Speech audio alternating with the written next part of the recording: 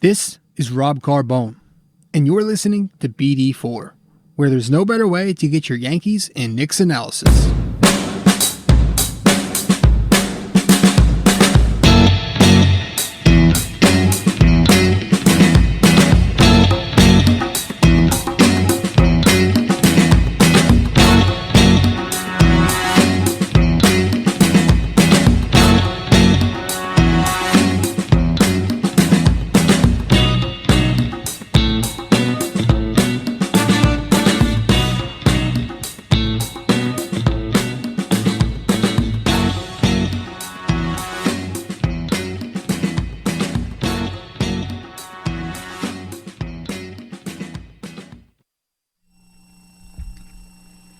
What is going on, guys? This is Rob Carbone coming at you with another episode of BD4, where there is no better way to get your Yankees and Knicks analysis. So tonight we're doing something a little bit different. Well, really, for the next couple of months, maybe we'll be doing something a little bit different.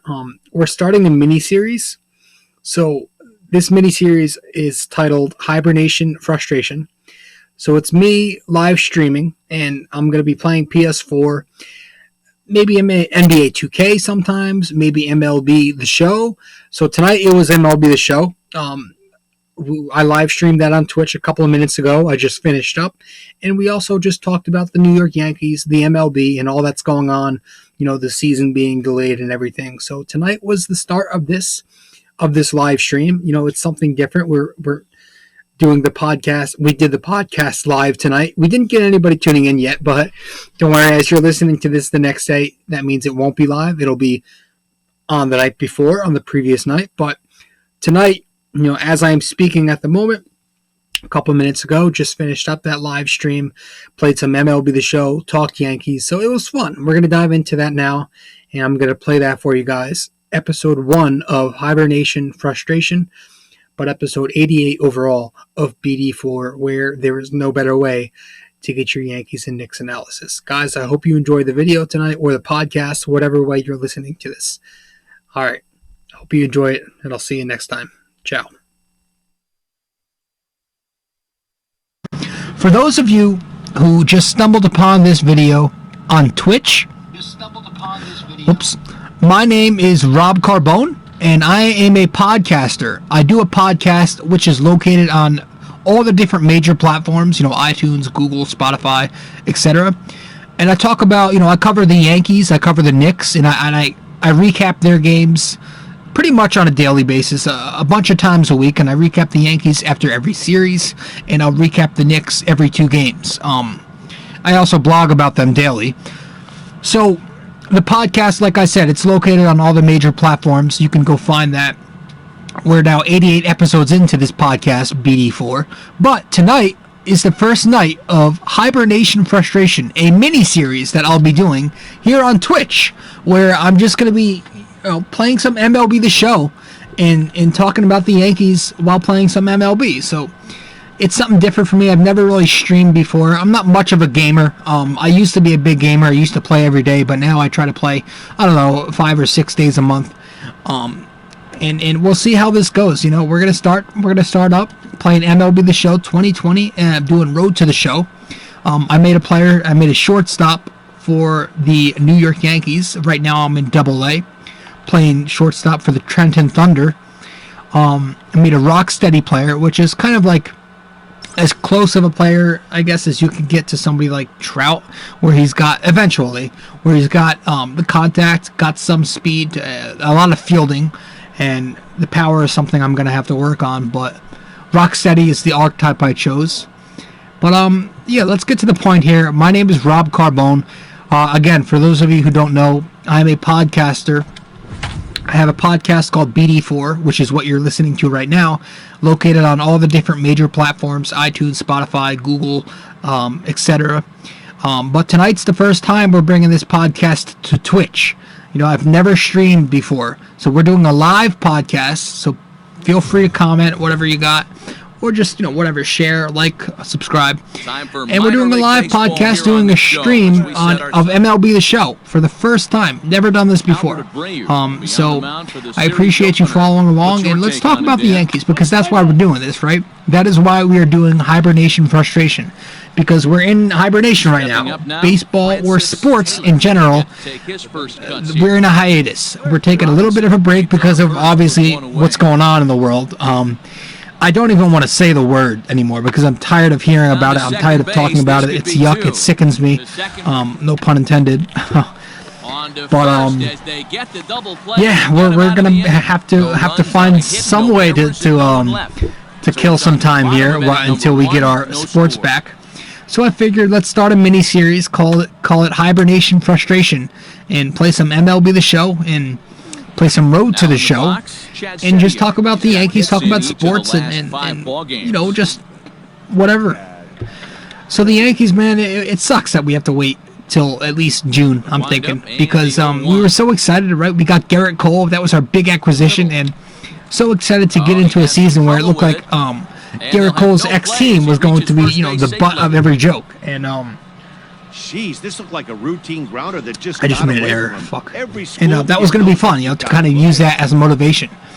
But now we have to wait. We have to wait a few months. And what sucks most is that the season is most likely, going to be shortened. If it does last until June, there is a very good chance that we're going to be getting a 120 game season, which is going to suck. Not just because it sucks because it's shortened, but I have a really bad feeling that a commissioner, that's a double on the gap, that a commissioner like Rob Manfred, who likes to change things and loves change, I have a feeling he's going to look at this 120 game season that we'll probably have and go, you know what, that wasn't a bad idea, let's continue doing this, and it's going to become the norm. That'll be the new baseball season, which is going to suck. I really have a bad feeling he's going to look at it and be like, you know what, let's do this every year, because he's such an idiot like that. He's very progressive, and all the millennial fans, I'm sure all my fellow millennials will dive in and love this new idea of a shortened season, because their attention spans can't last longer than 162 games. But me personally, a baseball traditionalist, a baseball purist, so to speak, I just hate that idea of the shortened season, and I really hope that it's not something that we see Rob Manfred, kind of take and use in the future as well, even without the virus and everything.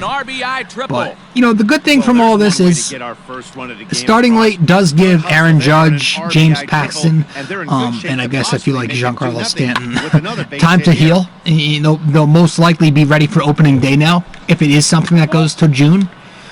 So that's the positive there.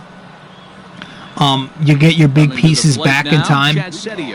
And also, I guess you could look at it, this is maybe a little bit of a stretch, but the Yankees usually struggle out of the gate in the cold weather. The cold Bronx weather, they usually have a tough time getting their bats warmed up, and struggle out of the gate, usually start around 500 for the first 7 or 8 games or something like that. So maybe that's something that won't happen this season, if we're going to start midsummer. So those are really the only two positives I see out of this.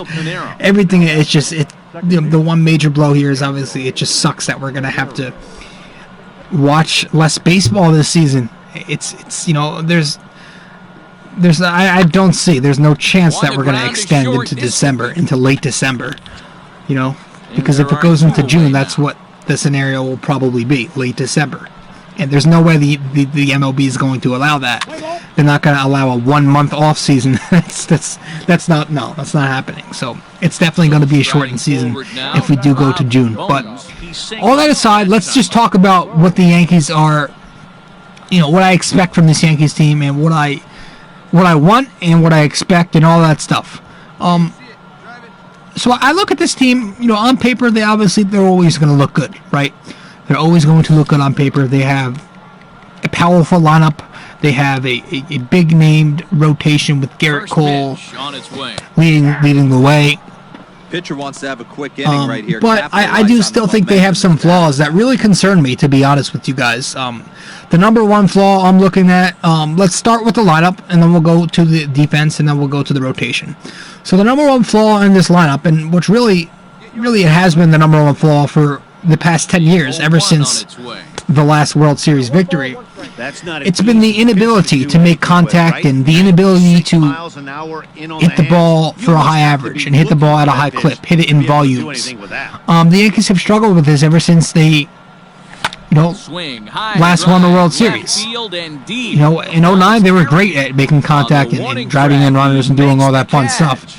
But since then they've struggled to do that stuff. They've struggled to put the bat on the ball and to consistently hit runners home, just via the single and things like that.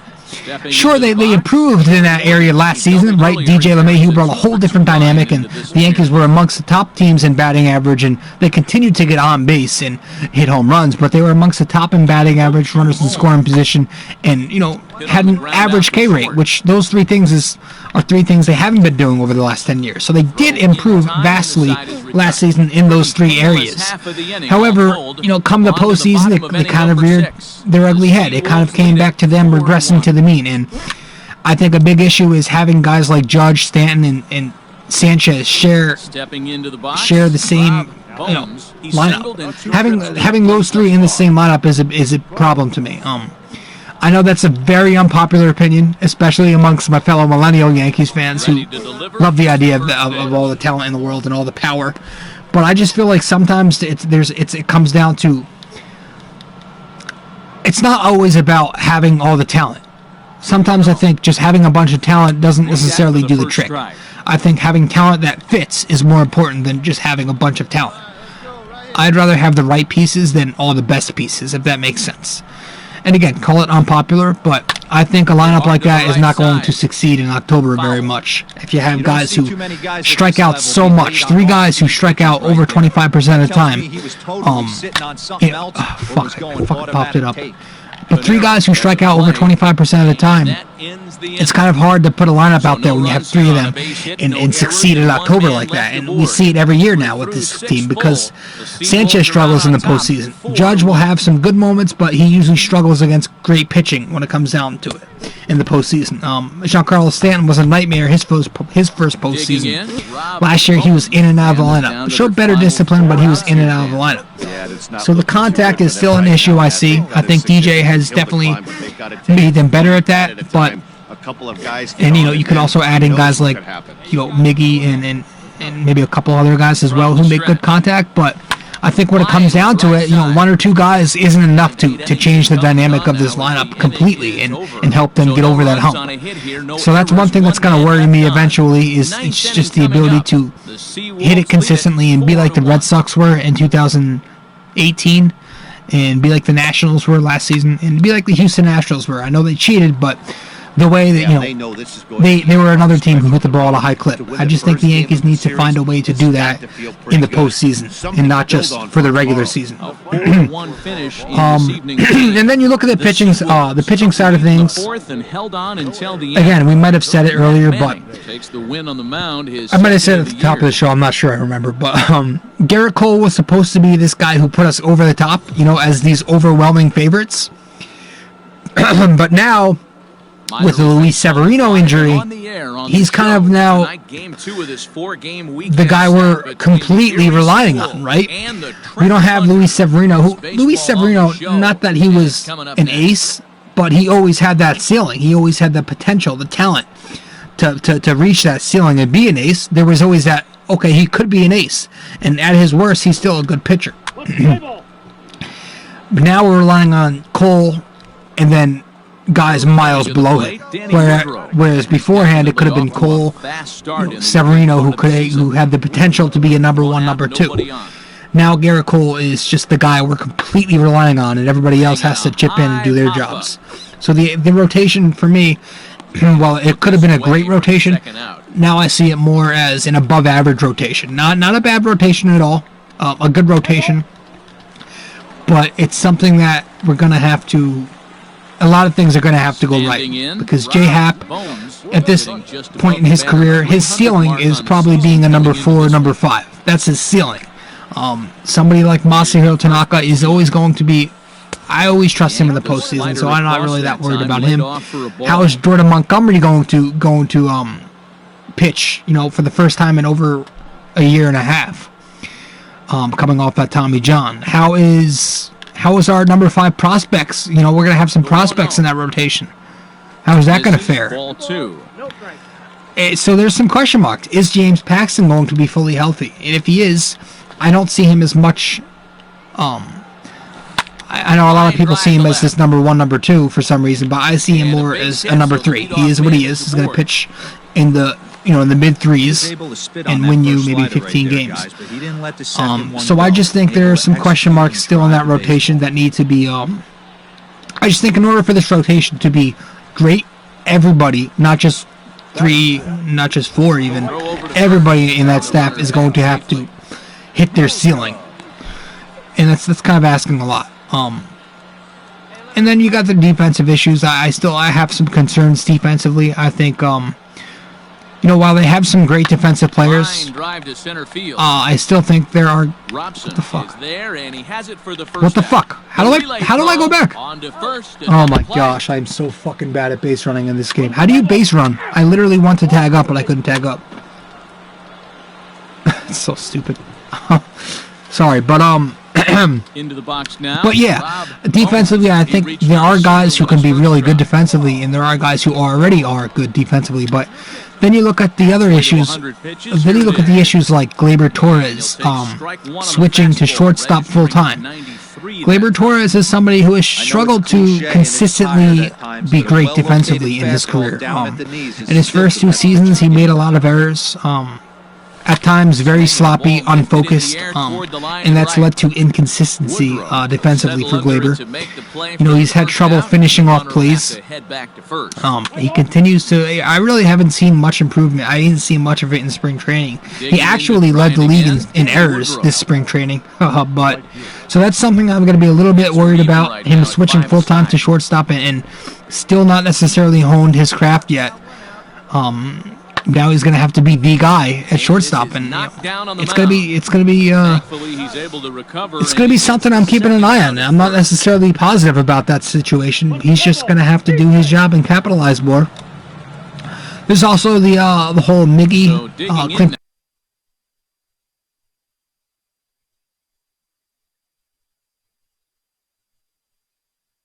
If we're healthy, we won't have as much of an issue with them playing the outfield, because we'll have guys like Judge, Stanton, Gardner, and even Tauchman. But there's still the fuck. I can't. Damn it! I can't hit in this game, man. I'm fucking bad. But there's still the issue that if they do have to play extended time in the outfield, Miggy's not the most experienced left fielder. Clint Frazier hasn't really improved much, in my opinion. In spring training, he didn't look great in the outfield. And obviously last year was just a colossal mess.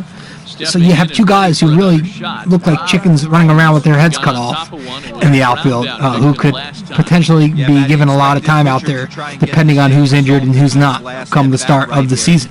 I don't know fucking who's gonna, DH. It all depends on who's healthy. Again, it's hard to kind of judge right now. But let's say, in my opinion, let's just say Judge and Stanton are healthy by opening day. In a perfect world, then you have then you have Judge playing right field. You'll have Gardner in center, and then the Yankees will probably DH. Sitting in a good spot right here. Have Miggy and Stanton rotate between playing left field and DHing, I'm assuming, and then Clint Frazier will probably be the odd man out, just because I know the Yankees don't really they aren't very fond of Clint Frazier. So if it comes to be everybody's healthy, he's probably going to be the odd man out, and we're going to have to rely on Miggy and Stanton to be reliable in left in the DH spot. So that's probably what's going to happen there. But if one of Judge or Stanton or both aren't healthy, then you have, Clint or Miggy playing outfield consistently, and there's that concern. But both of their bats are very strong bats. They're bats that you love seeing. I'm very excited to see Miggy get his time out there. I think Miggy's a guy who can at least hit the ball, man. At worst, he's a 280 hitter, in my opinion. At best, he's somebody who can hit over 300 a little bit. I think he'll hit you 20-plus homers. I think he'll hit you 40 doubles because he has the ability to make hard contact and line drive contact into the gaps. So he's a guy who's going to be a big part of this lineup. 1-0. My hopes are that the Yankees bat Miggy and Glaber back-to-back, but, that's not going to happen, I don't think, unless they back Glaber like fifth.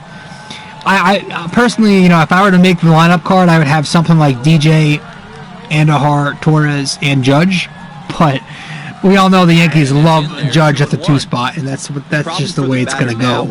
He's gotten so inside conscious after those first 2 pitches. It is what it is. But those are really the 3 issues I'm just looking at. I'm most concerned about is just the ability to make contact consistently in the postseason, the ability to stay focused defensively, and that's a double in the gap, and to make plays. And then that rotation living up to expectations, everybody performing up to expectations, and maybe some people even overachieving. Because that's honestly, in my opinion, I think that's going to have to happen if the Yankees want this World Series. So those are my 3, my 3 big things here. I just want to see the Yankees address, and hopefully we can maybe go after somebody like Clevenger at the deadline. It never hurts to have pitching. I think Clevenger's a very good number 2 if they can find a way to strike a deal for him. Right now, he's actually injured himself, so we'll see what happens, guys. I'm excited for the season. Not that I'm not excited, just because I don't think they are World Series favorites. Just because I have my question marks doesn't mean I'm a fake fan. It doesn't mean I'm not excited. I'm very excited. I'm just, I'm coming at this with a cautiously optimistic, I'm coming at this very, very cautiously optimistic. I'm not going to try and expect so much. I'd rather be pleasantly surprised than let down. You know what I mean? So I think that's the best. That's just the way I've always been going about it. I get a lot of heat for that, but I'd rather, like I said, I'd rather be pleasantly surprised than to be let down after expecting so much. So I'm excited. I'm just going to be a little bit cautious about everything. I just, it's going to come down to making contact, to living up to expectations in that rotation, and staying focused defensively. Again, Torres at shortstop. Miggy, Clint Frazier out in the outfield. Gary Sanchez behind the plate. Voit and Ford at first base. A little shaky. So those are some holes there that you hope the Yankees can fill as best as possible and just improve there. But yeah, the number 1 of those 3 flaws, I think the number 1 is obviously making contact, hitting the ball at a high clip, and just being able to string together hits and not just pad the OBP with walks and home runs. I want them to be less one-dimensional and more dimensional, more versatile out there, and just collect hits as opposed to walks and homers. Just be able to hit the single along with the extra base hits. So that's the one thing I'm going to look for down the stretch of the season in the postseason. But as far as the regular season goes, that's going to be fun. I'm definitely excited for that. I think it's going to be a cool, fun season. It's just going to come down to capitalizing in the big month, right? Guys, thank you so much for stopping by. This has been Rob Carbone doing episode 88 of BD4, where there is no better way to get your Yankees and Knicks analysis. Tonight we did episode 1 of Hibernation Frustration, right? A new little mini-series where we are streaming from Twitch, MLB The Show 20, playing a little Road to the Show. Episode 1 of Hibernation Frustration, but it comes on episode 88 of BD4, my podcast. You can find this podcast, BD4, on iTunes, on Google, on Spotify, SoundCloud, and all the major platforms. So be sure to go and subscribe to all of them. And if you want to find all that information, right? If you want to find where to follow me, Rob Carbone, on Twitter, Facebook, Instagram, you can find all that on my page, on my website. And you can find all of the podcast platforms that I have on my website as well. It's all on one page. Just go to my website, which is located at nysportstalkrc.wordpress.com. Once again, go to nysportstalkrc.wordpress.com. There should be a page called Outlets. You click on that, and it'll take you to a page where it lists everywhere where you can keep in touch with me and follow along. It has my social media platforms, and it'll have my podcast platforms as well. Guys, thanks for listening to the podcast. Thanks for watching the podcast. Thanks for tuning in to BD4, where there is no better way to get your Yankees and Knicks analysis. This has been Rob Carbone, your host, doing episode 88 of BD4, but episode 1 of Hibernation Frustration, where we stream MLB The Show 20 and talk about the Yanks. Guys, thanks so much. I appreciate your support and everything. We're gonna try to do this little mini series, Hibernation Frustration, a couple times a week, 2-3 times a week maybe, and we won't go longer than 20-30 minutes tops. It's just gonna be, we'll play a couple games, talk about the Yanks, and I do this for as long as we can, during this little hiatus. So that's gonna be that, guys. I'll see you in a few days then when we get back to hitting the sticks here on MLB The Show. That's going to be that, guys. Thank you so much. This has been Rob Carbone signing out from BD4. All right, ciao.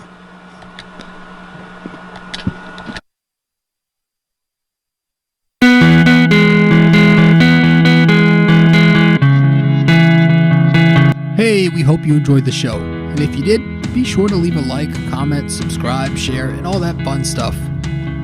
If you want to follow BD4 on all the different platforms we have, all you have to do is go to my website, nysportstalkrc.wordpress.com. Once again, that's nysportstalkrc.wordpress.com. Thank you, guys. I'll see you next time. Ciao.